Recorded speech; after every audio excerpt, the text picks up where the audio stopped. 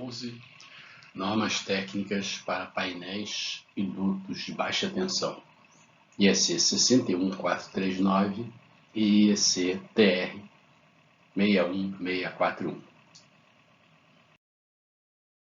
No vídeo nós vamos mostrar os fundamentos da norma IEC, da série de normas IEC 61439 e também do documento IEC, do Technical Report IEC 61641 sobre arcos internos em painéis de baixa tensão. Nós vamos mostrar como é a norma IEC, a série de normas IEC 60439 evoluiu para 61439 pela adição das chamadas regras de projeto, que é um conceito muito interessante e importante, e que o lançamento desse conceito foi feito nessa série de normas IEC 61439 e existe hoje uma evolução ainda maior desse conceito, porém para painéis de média tensão na IEC 62271-307. Então nós vamos falar desses conceitos da IEC 61439 e vamos falar também de vários dos requisitos da norma para testes de arco interno em painéis de baixa tensão, que embora não sejam testes de tipo no sentido de serem obrigatórios, são testes muito demandados, cada vez mais demandados pelo mercado de painéis. Neste link da Cognitor, que está no topo dessa página, vocês podem, ao clicar neles, achar um grande conjunto de relatórios e documentos relacionados a esse assunto, que vem sendo publicados há pelo menos umas 2 décadas por mim, e boa parte deles, eu diria que a maioria deles, são documentos que podem ser baixados livremente e podem ajudar na sua busca por informações e conhecimento nessa área de normas de painéis de baixa tensão. Painéis de baixa tensão começaram a ser publicados há muitos e muitos anos atrás, chegaram ali ao seu auge de preparação nos anos 90, final dos anos 90, início dos anos 2000, e ao longo de toda aquela década. E em janeiro de 2009 foi publicada essa nova série de normas IEC 61439, que é uma evolução da norma anterior. Em alguns pontos eu diria que o texto é melhor e mais completo que a série da 60439, e em apenas alguns pontos, como os testes de elevação de temperatura, ainda existem algumas deficiências que esperamos que venham a ser corrigidas em breve, algumas partes que não são bem escritas, mas o conceito da norma 61439, o conceito geral, ela trouxe uma mudança muito importante, que é o conceito de regras de projetos. E o que são as regras de projeto? São regras que permitem substituir alguns ensaios onerosos por cálculos ou por simples declarações baseadas em algumas premissas, e isso simplesmente não existia em nenhuma norma do mundo até o lançamento dessa IEC 61439. Então, nesse aspecto, ela é absolutamente inovadora. Há pontos a melhorar, mas ela é inovadora e traz um conceito muito importante. Nova série, quer dizer, era nova em 2009, agora já passaram-se 10 anos, e não é mais tão nova assim, mas ela foi publicada em 2009, revisões já posteriores de algumas partes. Eu não estou mais acompanhando de perto essas revisões, mas aqui do lado, na parte central da figura, nós temos lá o conteúdo os títulos da série, toda a série, parte 1, regras gerais, a parte 2, os nossos chamados painéis de baixa tensão, quer dizer, seria a norma principal, parte 3, painéis de quadros de distribuição e assim por diante. essa é possível até que esse slide agora ele já tenha mais itens do que nós podemos ver aqui agora, mas eu simplesmente não estou mais acompanhando esse assunto lá na IEC como fazia antes.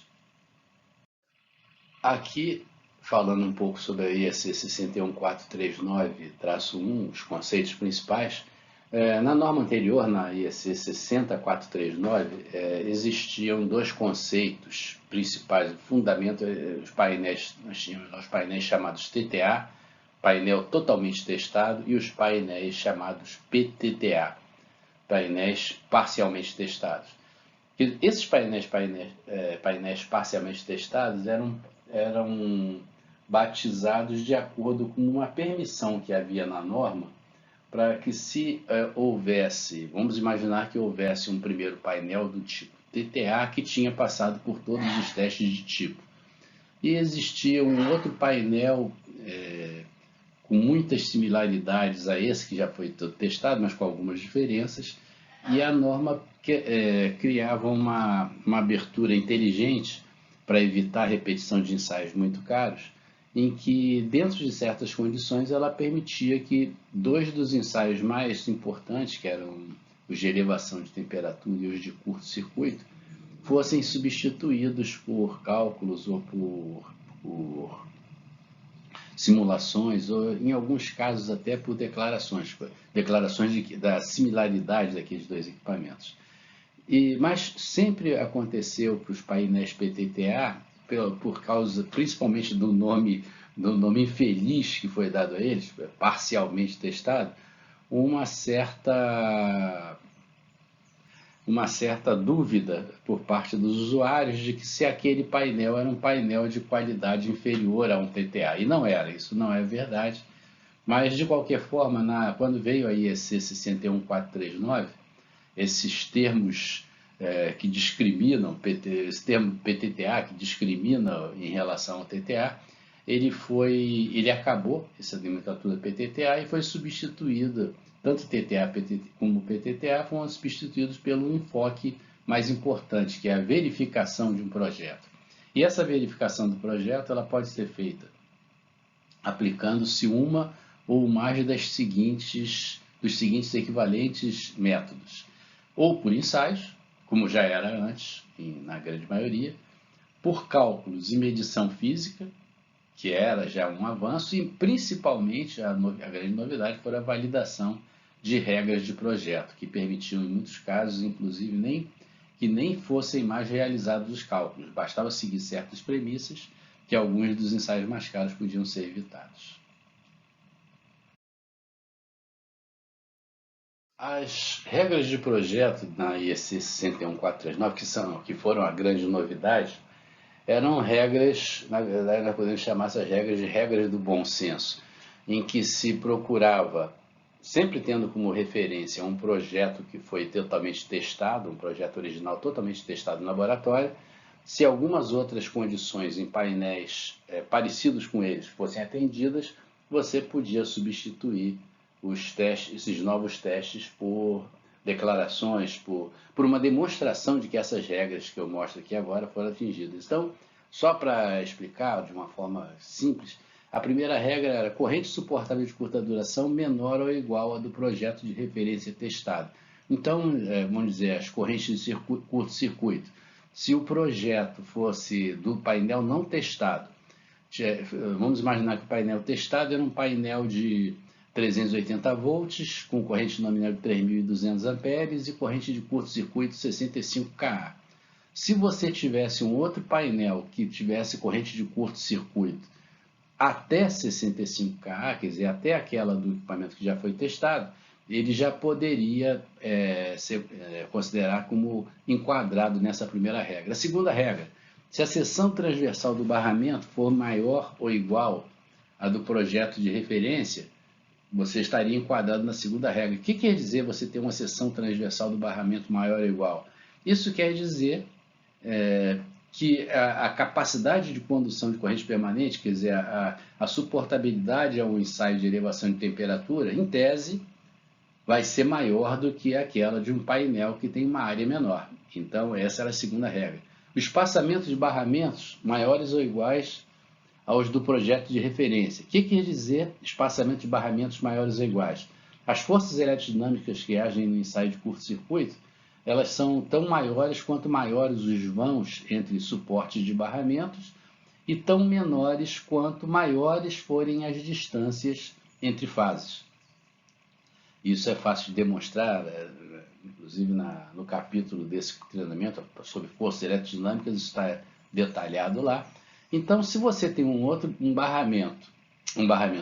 painel derivado de um painel que já foi testado e que tem um espaçamento entre fases maior ou igual, em tese ele vai ser submetido a forças de curto-circuito menores, vai estar numa condição mais tranquila. Então essa é a terceira regra. Se os suportes de barramento são de mesmo tipo, forma, material, espaçamentos são iguais ou menores. Então é o mesmo conceito ligado a forças eletrodinâmicas. Se você atende a essa equação, você pode dizer que, em princípio, pode ser que exista alguma pequena exceção, mas que, em princípio, o barramento desse segundo painel, ele suportaria tanto ou mais que aquele primeiro que já foi testado. Se as propriedades de materiais, os materiais e as montagens são iguais do projeto, isso aí, essa regra, visa a garantir que os projetos são similares. E depois, dispositivos de proteção de curto-circuito são equivalentes. Quer dizer, esse é um ponto importante. Você, de mesma marca e série, você não poderia ter um painel, por exemplo, que tem determinadas características e usar um disjuntor do fabricante A e usar aquele mesmo painel, porém com um disjuntor do fabricante B. Isso não é permitido dentro desse conceito da IEC 61439. Se você tivesse um fabricante diferente dos dispositivos de proteção, dos disjuntores principalmente, você teria que testar de novo. Não se enquadraria aqui. E essa é uma regra daquela que não pode ser ultrapassada. Se o comprimento do condutor vivo e desprotegido for inferior ao projeto de referência, então isso quer dizer que haveria uma possibilidade menor de uma ação ruim do condutor vivo desprotegido. Se o conjunto tem compartimento no ensaio de projeto de referência, este foi incluído. Quer dizer, todo o conjunto de condições dessas regras levam ou a menores elevações de temperatura ou a menores esforços eletrodinâmicos do que o projeto já testado. E essa era a abertura para você poder evitar testes. E por que essas coisas tão óbvias precisavam ser escritas por um motivo muito simples. O usuário ele não tem esses conceitos de que se o barramento for mais próximo, se o barramento for mais distante entre fases, a distância entre fases for maior, que as forças são menores. Ele não conhece nada disso. E pode até conhecer, existem usuários que conhecem até muito mais do que os próprios fabricantes, mas não é uma regra geral. Quer dizer, parte do princípio aqui de que o usuário ele não tem conhecimento suficiente para tentar e assinar embaixo dessas regras, e por isso elas foram escritas em uma norma. Então, as mesmas regras de projeto que eu mostrei antes, da forma com a forma da tabela que está na norma IEC 61439. Eu, no slide anterior, eu coloquei umas colunas adicionais onde eu procuro indicar se aquela regra tem a ver com elevação de temperatura, com esforços eletrodinâmicos. Então, ela é um pouco mais didática, mas essa é a tabela real que está lá na IEC 61439. Pelo menos se ela não tiver mudado nessas últimas revisões, mas os conceitos estão aqui. Então, algumas das inclusões que existem na IEC 61439, algumas frases importantes. A primeira é que dizia assim: se os testes foram feitos pela IEC 60439 e antes da 61439, todos eram feitos, quem fazia pela 60439, se eles foram feitos antes da publicação da norma de produtos da IEC 61439, os resultados atenderam aos requisitos da 61439, testes não precisam ser repetidos. Então, o que essa frase diz de forma muito simples é dizer, eu acho que o fato de ter saído essa nova norma não obriga absolutamente ninguém a repetir os testes todos que já foram feitos, se eles já foram feitos. Um conjunto verificado pelo fabricante original e fabricado ou montado por outros fabricantes não requer que as verificações sejam repetidas.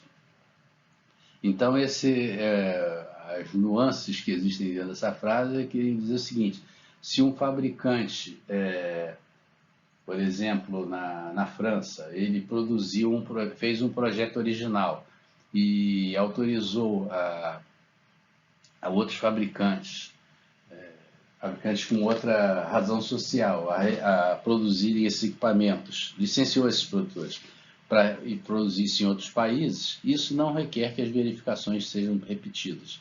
Quer dizer, se você é o licenciador e você já fez os testes todos, o licenciado não precisa repetir testes, que é bastante razoável. A verificação de rotina é feita em todos os conjuntos. Os testes de rotina são feitos em todos os conjuntos que são colocados à venda. Quer dizer, esses aí não podem ser não realizados, isso que a gente quer dizer. Aqui nesse slide, nós mostramos alguns dos requisitos escritos na IEC 61439, requisitos de construção. Alguns deles são de verificação da resistência dos materiais e peças, grau de proteção do invólucro, verificação de distância de coamento e seccionamento, os requisitos de proteção contra choques elétricos, circuitos elétricos internos de conexões, terminais para condutores externos. Na parte de desempenho, testes de propriedades dielétricas, verificação dos limites de elevação de temperatura e corrente suportável de curto-circuito. Esses são os testes mais caros, junto com os testes de interrupção. E, além desse, compatibilidade eletromagnética e operação mecânica. Lá no texto da norma falava de forma muito clara que os dados usados para cálculos e comparações devem estar muito bem registrados em um relatório de verificação, quer dizer, a comparação deve ser transparente. E nesse slide nós falamos um pouco sobre o ensaio de elevação de temperatura prescrito na IEC 61439. O conceito básico é que você vai alimentar o equipamento com o painel. Nesse exemplo aqui são mostradas 3 colunas pelo painel da alimentação principal, onde existe um disjuntor, vai curto-circuitar o barramento horizontal superior, passando a corrente plena naquele circuito. Vamos imaginar que fosse um painel de 3.200 amperes, você estaria passando 3.200 amperes nessas barras que estão com dimensões mais largas. Nas barras mais finas, que são as barras dos circuitos de distribuição, você, na medida do possível, circularia por elas as correntes de uso dessas correntes. Por exemplo, se fosse um painel de 3.200 amperes, pode ser que aquelas barras mais finas fossem barras, sei lá, de 800 amperes. E para isso seria necessário, na hora da execução do ensaio, utilizar fontes adicionais para poder simular, porque a fonte que alimenta 3.200 amperes é quase certo que não conseguiria simultaneamente aplicar os 800 amperes. Até é possível de fazer isso, mas é muito complicado e laboratórios não gostam de coisas complicadas no dia a dia. Então, na verdade, para fazer um ensaio desse tipo, possivelmente seriam necessárias pelo menos 2 fontes de alimentação dos ensaios, que é uma complicação em relação à IEC 60439. A IEC 60439 permitia que nos ensaios não fosse passada corrente por esses barramentos mais finos e que, o calor gerado nesses barramentos mais finos e nos componentes internos daquela coluna fossem simulados pela colocação de resistores dentro do painel, que é uma colocação interessante, e interessante principalmente porque torna o ensaio mais econômico, mais barato. Isso pode não ser muito importante nos países desenvolvidos, onde esses equipamentos já são usados há décadas e décadas e décadas, e todos já testados, mas num país em desenvolvimento, em países como o Brasil e muitos outros aí que tem uma indústria elétrica pequena, se comparada com a dos países desenvolvidos, esse aspecto de gastar menos com os testes, de ter princípios que levam a gastos menores com os testes, é importante. Principalmente considerando que nesses países, e o Brasil é um exemplo deles, existem pouquíssimos laboratórios. No Brasil, ainda hoje, um grande laboratório, o único laboratório que existe no Brasil, não, na América do Sul, é o CEPEL.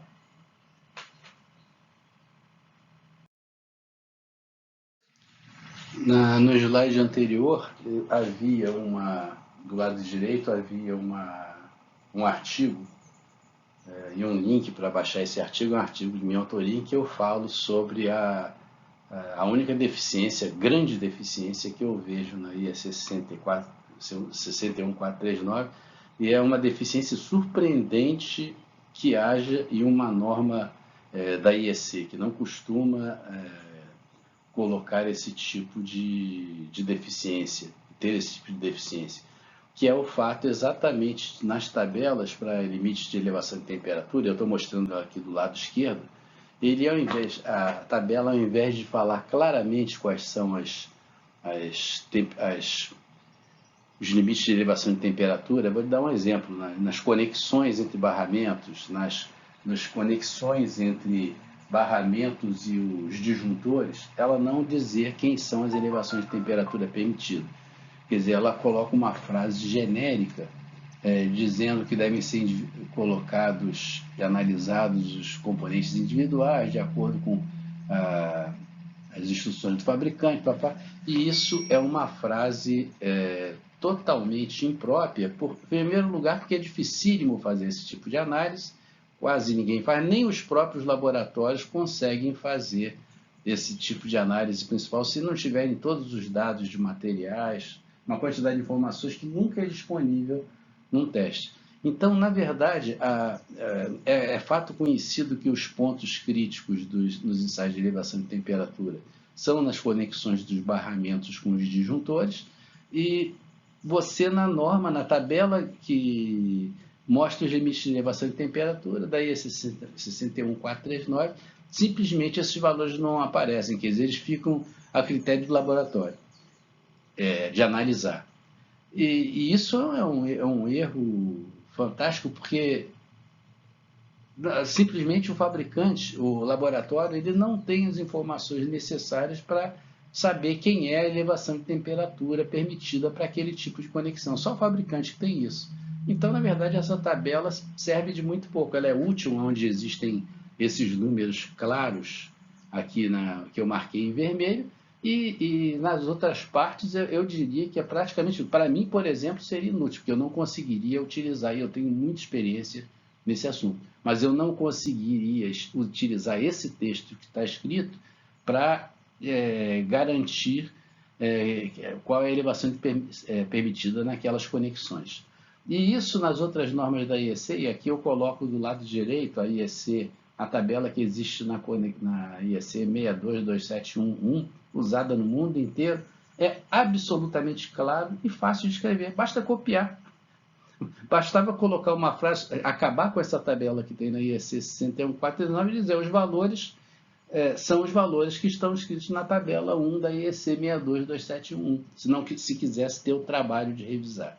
Essas revisões, às vezes, elas passam por detalhes que nós não conseguimos, nós, os humanos, não conseguimos perceber exatamente porque esse tipo de omissão é feito, e às vezes é simplesmente por pura vaidade de não ter a coragem de reconhecer que foi cometido um erro nessa tabela da esquerda.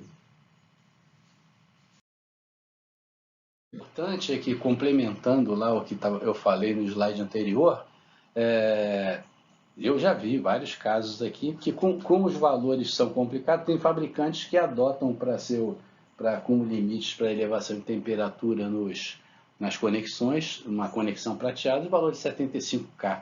Tem gente que, ao ler aquele texto, entende ou gostaria de entender que a elevação permitida é muito maior do que isso, é 95, é 105. Então, isso cria uma desigualdade de condições entre o cara que quer fazer a coisa certa, entre o fabricante que quer fazer a coisa certinha e segue lá 75 graus, e um outro que por algum motivo está querendo, tem aquele entendimento de que a elevação permitida é de 105 ou de 95. E nesse caso, ele vai ter um equipamento mais barato, mais econômico do que o outro que projetou para 75. Esses aspectos todos de elevação de temperatura levam também a algumas outras normas e documentos da IEC. Um deles essa IEC 62208, que é uma norma para enclosed invólucros, carcaças de painéis vazios, quer dizer, é uma norma para quem vende apenas não o painel completo, já montado com os componentes do interior, mas vende o invólucro do painel. Então, o referencial que ele tem para venda é essa norma, e entre outras coisas aqui dentro, entre as coisas importantes está a capacidade de dissipação de calor, quer dizer, saber aquele painel, se eu colocar uma certa quantidade conhecida de watts na parte interior, quanto é que ele pode suportar sem passar daqueles limites de elevação de temperatura da IEC 61439. Essa norma, no item 14 dessa série de capítulos do curso, eu falo nos detalhes dessa norma aqui e de algumas outras também. Item 14. Ela não está explicada aqui no detalhe. De corrente suportável de curto-circuito, e aqui eu não estou falando apenas do ensaio em que se vai aplicar um curto-circuito e verificar se os barramentos suportam, sem que existam disjuntores dentro. O ensaio de corrente suportável de curto-circuito ele envolve dois aspectos. Envolve um aspecto dos barramentos, em que você vai aplicar um curto-circuito, vamos imaginar, 65 kA em alguns pontos do circuito e deixar a corrente circular sem a ação de disjuntores, e ao fazer isso você vai estar testando do ponto de vista de esforços eletrodinâmicos os barramentos e suportes que existem dentro do painel. E existe uma outra nuance desse ensaio em que os disjuntores são colocados naquelas... Ali estão mostradas algumas das posições, estão colocados em série no circuito, e na hora em que você aplicar esse curto-circuito, eles vão operar, e nesse ensaio você está verificando se eles vão operar de forma correta e vão interromper o curto-circuito, que é a função primária do disjuntor. Então, existem essas duas nuances, elas são cobertas pelos ensaios de curto-circuito no painel de baixa tensão. De arco interno em baixa tensão, ele não é um ensaio de tipo prescrito na IEC 61439, mas é algo que praticamente todos os fabricantes que eu conheço têm realizado simplesmente porque os usuários consideram que isso é necessário e colocam em suas especificações com toda razão. Quer dizer, um painel que está passando uma corrente ali de 65 kA em 380 volts, não é como um painel de média tensão e que está passando 30 kA com 15 kV em termos de energia. Mas é uma quantidade de energia muito considerável envolvida, e no caso de uma falha interna, as consequências são graves, como abrir uma porta, queimar as pessoas que estão do lado de fora. E esse é o sentido desse ensaio de arco interno em baixa tensão. Quer dizer, em relação ao painel de média tensão, a situação não é tão intensa, mas, porém, é muito intensa. E os conceitos usados nesse ensaio de arco interno em baixa tensão são os mesmos conceitos dos painéis de média tensão. A única diferença é que no de média tensão são colocados indicadores de queima, aqueles algodões que vão simular a pele humana de alguém que está ali próximo do painel do lado de fora, e são colocados indicadores tanto na vertical, ao lado das paredes do painel, a 300 milímetros dele, como na altura da cabeça da pessoa, os indicadores horizontais que simulam como os gases quentes poderiam eventualmente chegar à cabeça da pessoa. Isso no painel de baixa tensão não é, eu não sei por que não é colocado, mas não está prescrito nesse documento 61641. Esses anteparos horizontais, eles dão conta da questão de que os gases, quando saem pelo painel, eles, pelas tampas superiores de alívio de pressão, eles geralmente se refletem nos tetos e nas paredes e podem retornar a uma pessoa próxima. No caso da energia de um painel de baixa tensão, essa energia é menor do que aquela que aconteceria num painel de média tensão. E talvez por esse motivo, e quando a gente vê os filmes dos ensaios, realmente a gente percebe que o dano externo, vamos dizer assim, o alcance externo dos gases quentes não é tão intenso como acontece no de média tensão. E talvez seja por isso que em algum momento do passado, e considerando também que o fato não é um ensaio de tipo formal, tenha se decidido não colocar os anteparos horizontais, que é bem razoável esse tipo de enfoque. Os critérios de aprovação no teste de arco interno, eles são basicamente os mesmos que são usados nos painéis de média tensão, mas as classificações que são utilizadas no painel de média tensão, nós temos lá as classificações chamadas IAC, onde você define uma corrente de curto-circuito, uma duração, e a acessibilidade pela frente, por trás ou pelos lados daquele painel. Existem alguns detalhes a mais. E esse detalhe aqui em baixa tensão é um pouco diferente. Existem 3 classificações. Uma do painel que, vamos dizer, na hora de um arco, as condições e os gases quentes eles podem passar para a coluna vizinha. Existe uma segunda classificação, que é um pouco mais severa, em que eles não podem passar pela coluna vizinha, e existe uma terceira ainda mais severa, em que o painel, depois de ter passado pelo ensaio de arco interno, ele tem que estar pelo menos parcialmente utilizado. Ele pode operar ainda em condições, não nas condições plenas, mas pode operar. E tem uma questão ainda ligada a esse ensaio, que é que o número de aplicações de arco interno, a norma IEC 61641, o documento IEC 61641, ele fala de até 5 ou 6 posições, deixando muito claro que quem escolhe quantas daquelas aplicações, daquelas alternativas de aplicações vão ser feitas é o fabricante.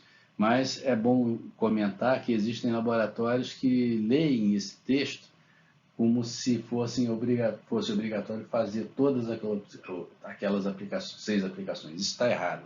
Não é verdade. O laboratório pode até ganhar um pouco mais ao proceder assim, que vai fazer 6 ensaios ao invés de 1, 2 ou 3, mas não é isso que a norma, que o texto 61641 diz.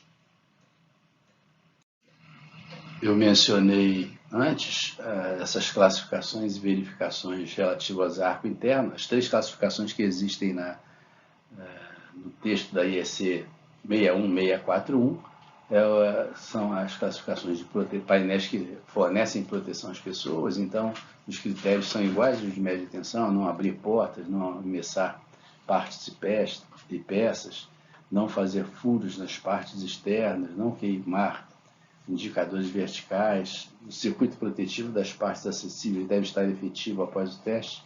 Esses são os critérios. Porém, se alguém quer classificar o seu painel num nível já um pouco mais elevado, ele pode escolher a classificação proteção a pessoas e ao próprio equipamento.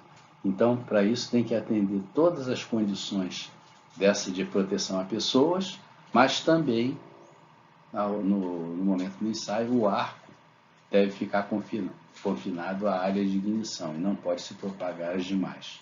E a terceira classificação, ainda mais difícil, é que o equipamento deve ser capaz de, após um arco interno, operar de forma limitada.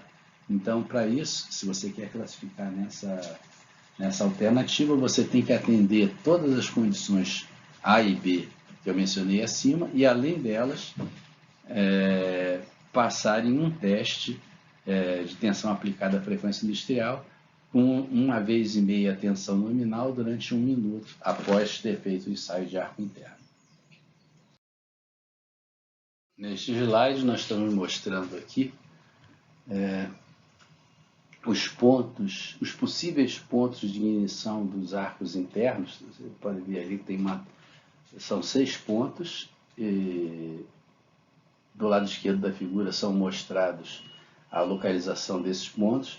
E o ponto importante aqui é o seguinte, que o que o documento IEC diz não é que todos esses pontos devem ser verificados. O fabricante é que escolhe quais os que deve verificar. Mas essas são as possibilidades.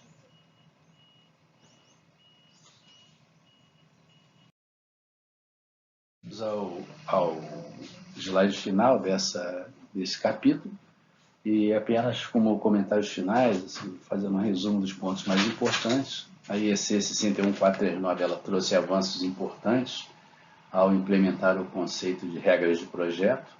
O ponto fraco desse documento, e é um ponto fraco muito importante, é o fato de não existir uma tabela compreensível por uma pessoa, mesmo com boa formação técnica, das elevações de temperatura máxima permitidas, e isso causa uma tremenda confusão no mercado, uma confusão e desigualdades no mercado de painéis de baixa tensão. Tem um artigo que eu menciono ao longo da apresentação, e está de novo repetido o texto aqui embaixo. A parte interna tem um link para chegar a ele, que explica bem essa questão da elevação dos limites de elevação de temperatura permitidos, que é algo que deve ser corrigido na IEC 61439 o mais rápido possível. É possível até que essa correção já esteja em curso e eu não tenha a informação disso, porque eu já não atuo mais em contato próximo com as revisões que vão sendo feitas dessa norma. Então, chegamos aqui à parte final e agradeço aí pela atenção nesse esse capítulo do treinamento completo que aqui apresentamos. Muito obrigado e até o próximo capítulo.